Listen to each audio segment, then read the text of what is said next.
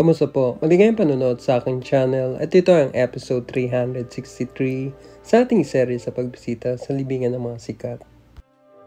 Sa yugtong ito, tayo muling bumisita sa Manila Memorial Park sa lungsod ng Parañaque upang pagpatuloy ang ating pagganap ng mga kilalang individual gaya ng ating mga bayani, dating artista, mga awit, politiko, atleta, at negosyante na nakalibing sa bahaging ito ng Metro Manila. Halika't sumama kayo pang muli nating sariwain, ipagdiwang ang buhay at bisitahin ang uling antungan ng pre-war actor na lumabas sa maraming mga pelikula bago at matapos ang digmaan sa Pilipinas. Ang Manila Memorial Park ay ang pinakamalaking sementeryo sa bansa. Ito ay unang na-develop noong pang 1964 na may sukat na 128 hectares. Taong 1985 nang inulunsad ng Manila Memorial Park ang kauna-unahan at modernong cremation facility sa bansa. Ang Manila Memorial Park ay nagsisilbing libingan ng maraming pumanaw na prominenteng tao sa ating lipunan. Matatagpuan sa gitnang bahagi ng park sa Emerald Acres section ay ang huling antungan ng dating sikat na pre-war actor na si Ellie Ramos. Si Ellie Ramos o Ilyas E. Ramos sa tunay na buhay ay sinilang noong 19 ng Hulyo taong 1911 sa bayan ng Gubat sa Sorsogon. Bago sumabak sa pag-artista, si Ramos ay nag-aral ng abogasya sa UST noong unang bahagi ng 1930s. Si Ramos ay lumabas sa 18 mga pelikula sa loob ng mahigit 10 taon sa industriya mula 1937 hanggang 1949. Siya ay unang lumabas noong taong 1937 sa pelikulang Bituing Marikit kasama sina Rogelio de la Rosa, Sylvia Rosales at Teddy Benavides. Ang ilan pa sa kanyang mga pagganap sa pelikula ay noong 1939 sa pelikulang Kiliw Ko kasama sina Fernando Poe Sr., Mila del Sol, Flor de Lis o mas nakilala bilang Mona Lisa.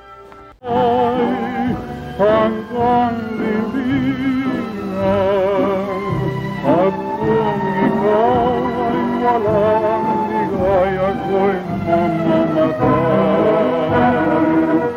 Gandang magiliw ang bawat hirap ng nakakamtan ay nasawing lahat. Ito ay bunga. Sige nga. Ang lokang bata niyo na yun mo sa asyenda na walang paalam. Marami pa naman akong kompromisyon programa para sa kanya. Pirmado na lahat ng mga kontrato at saka ako'y biglang iniwan. Ngayon ako'y nasa malaking kompromiso. Siya nga ba? At anong naiisip mong gawin ngayon? Huwag ka sanang ganyan. Pupunta ako sa asyenda upang siya ibalik. Ano pang magagawa kong iba? Ano? At paano kasal natin bukas? Nakahanda ng lahat. Ngunit kailangan ko gumawa ng paraan. Kailangan. Tayo na, pakasal ngayon din. Tayo na. 1941 sa pelikulang Binibiro Lamang Kita kasama sina Norma Blanca Flor, Nanding Anzures at Lilian Velez.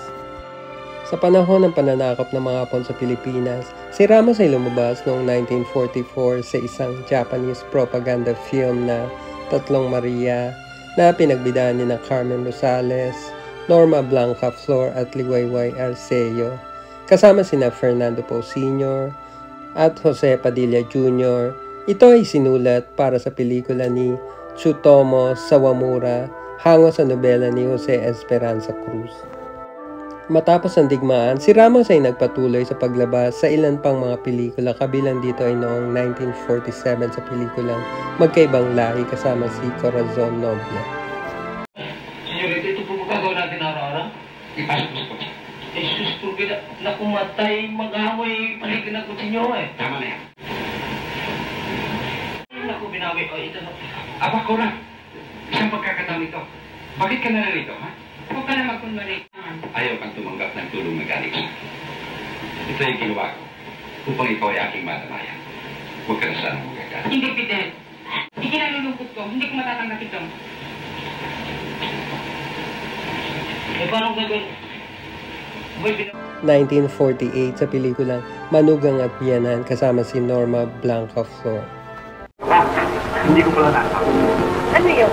Napilitan lahat ng ating program. Salamat sa presensya. Oo. At inaasahan kong pagbibigyan pa rin niya sa isa pang hiniling ko sa inyo. Ano ba yun? Sorry ka. Ikaw lamang itong naunahang babae. Pinagalayan ko sa ating pagkasyon. Okay. Meron naman ito. Wala. Kung gayon eh, may pag-asa pa. Kailangan pa ba sabihin ng aking mga labing kahulugan ng tugtugin na? 1948 sa pelikulang Sumpaan, kasama sina Norma Blancaflor at Tony Arnaldo. Anong oras ka umuwi kagabi, Tito? Ha? Anong oras? Maaga. Anong maaga? Mag-aalas 2 na kung matulog kagabi, wala ka pa eh.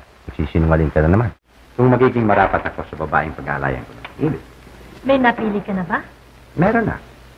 Ngunit hindi pa ako makapagpahayag sa kanya. Kilala ko ba? Oo. At saka mo na malalaman. Maalala ko nga pala. Kumusta naman kayo ni Rosauro? Mabuti. Ikaw rin ang aking naalala. Kung hindi ka tumawag, ako na sana ang tatawag sa iyo. Maramdamin ka naman. Maaari ba kita makalimutan? Hoy, baliktad yan. Ang kanyang huling pagganap ay noong taong 1949 sa pelikulang Magkapilas ng Langit kasama sina Francisco Cruz at Pedro Faustino. Si Ramos ay pumanaw sa kanyang pagtulog noong ika-23 ng Oktubre taong 1972 sa edad na 61. Isa sa kasama sa puntod ni Ramos ay ang kanyang isang anak na lalaki na si Elias Kim Jr.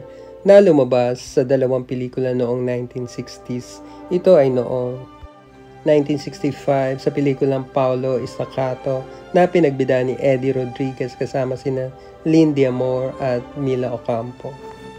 At 1968 sa pelikulang Palos Strikes Again na pinagbida ni Bernard Bonin kasama sina Joe Sison at Sofia Moran. Si Ellie Kim Jr. ay pumanaw na ika-24 ng Mayo taong 1987 sa edad na 50.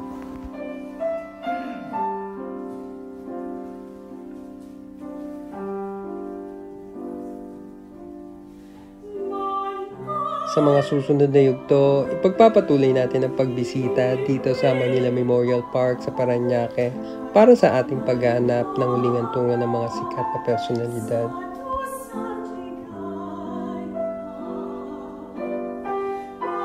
Abangan sa channel na ito at magpo-post din kami ng iba pang mga bagong video sa pagdalaw natin sa ilang sementeryo sa Metro Manila, gaya ng sa Marikina at Quezon City at sa lalawigan ng Rizal.